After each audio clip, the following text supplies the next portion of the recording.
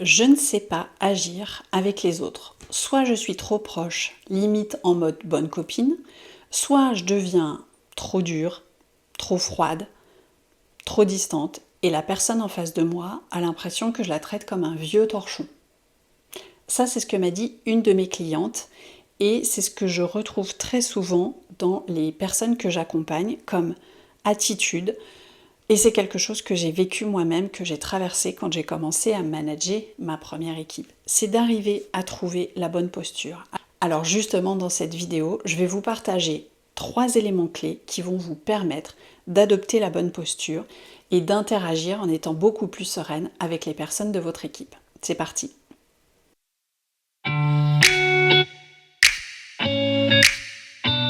Je suis Valérie Richard, votre coach professionnel certifié spécialisé en leadership et en management.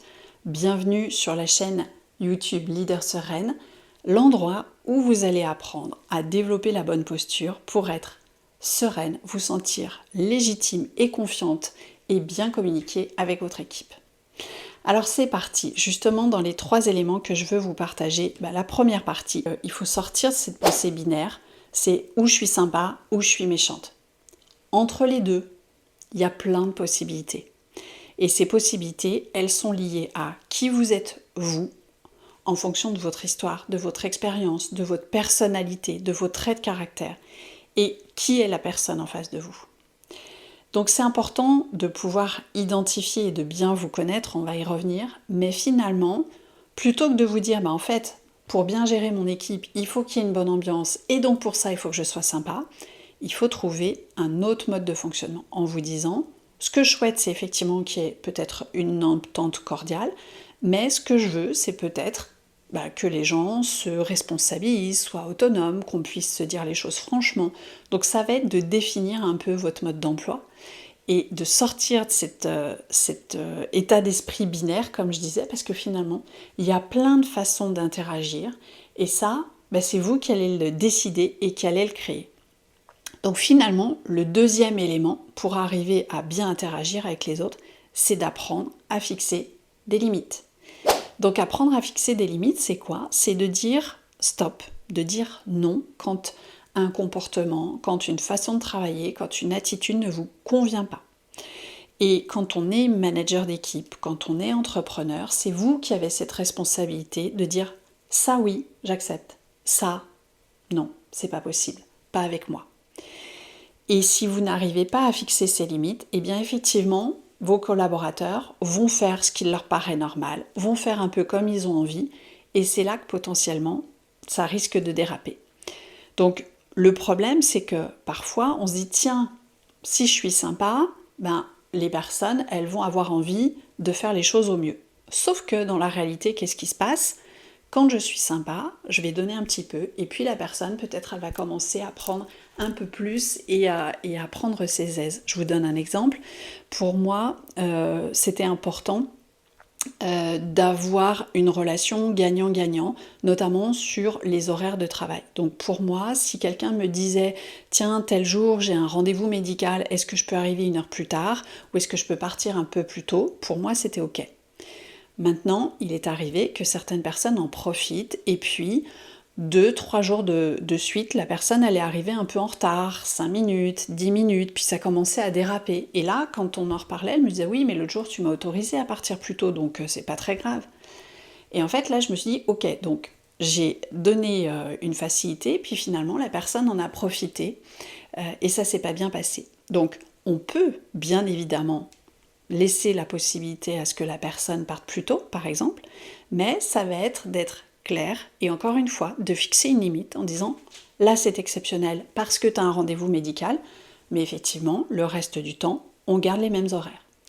Et si cette précision vous ne l'apportez pas, vous laissez la place à l'interprétation et vous laissez la place à ce que la personne fasse un peu comme elle a envie. Donc encore une fois, des fois en voulant se montrer trop gentille et en ne disant pas stop, en ne fixant pas de limite, eh bien c'est là que ça va être un peu le bazar pour être poli.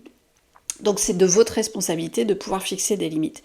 Et pour ça, encore une fois, c'est important d'identifier vos valeurs, ce qui est important pour vous, vos besoins, qu'est-ce que vous attendez d'eux, sur quoi ils doivent être autonomes, responsables, ce que vous acceptez, ce que vous n'acceptez pas, et de pouvoir ensuite bien sûr le communiquer, ça va être le troisième point, mais surtout de pouvoir clairement définir votre fonctionnement, parce que chaque leader, chaque manager est différent, et c'est à vous de pouvoir définir ça, parce que c'est je dirais, la clé d'entrée.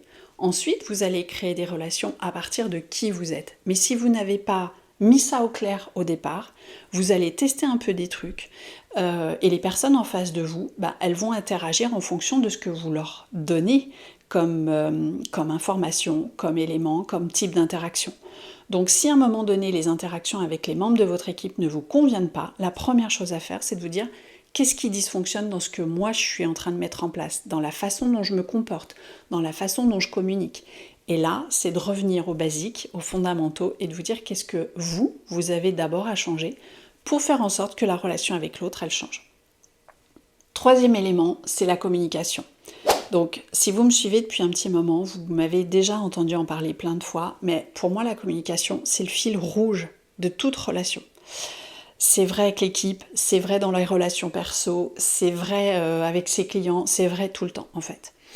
Cette communication, il faut qu'elle soit adaptée à la situation, à la personne.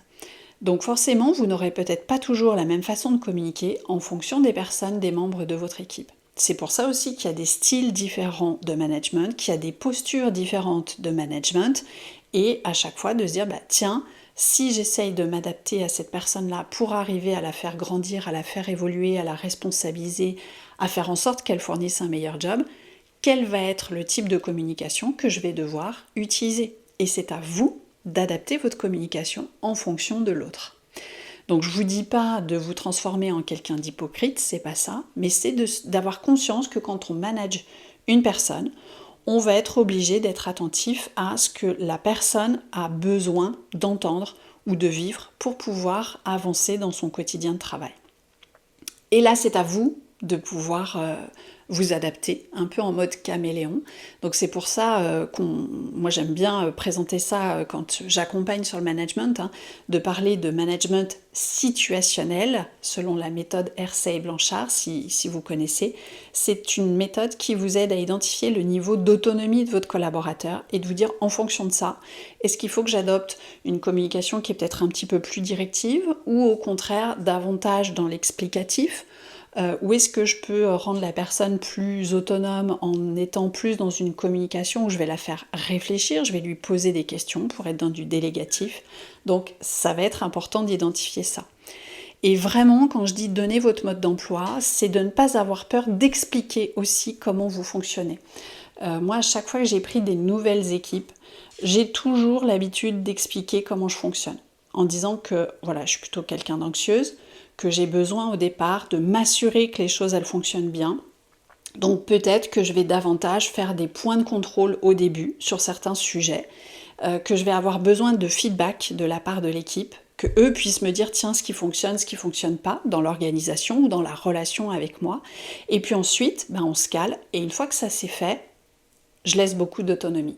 Donc le simple fait de pouvoir expliquer ça, ça permet aux personnes de mon équipe de savoir à qui ils ont affaire, et plutôt que de se demander tiens, est-ce qu'avec Valérie, il faut que je demande l'autorisation dès que je veux faire un truc, ou est-ce qu'avec Valérie, je peux faire tout ce que je veux sans jamais rien lui dire, là ils savent. Donc ce mode d'emploi, vous devez pouvoir le poser clairement et communiquer avec les bons outils. Donc là aussi, plein de méthodes de communication différentes. Moi, j'utilise beaucoup, et c'est ce que j'enseigne beaucoup dans mes accompagnements, les techniques de communication non violente, parce qu'en fait, au-delà de l'image bisounours qu'on pourrait avoir sur ce côté non violent, la communication non violente, c'est quoi? C'est savoir analyser une situation de manière objective, sans y mettre d'affect de prime abord. C'est de savoir identifier comment on se sent dans cette situation, qu'est-ce qu'on ressent.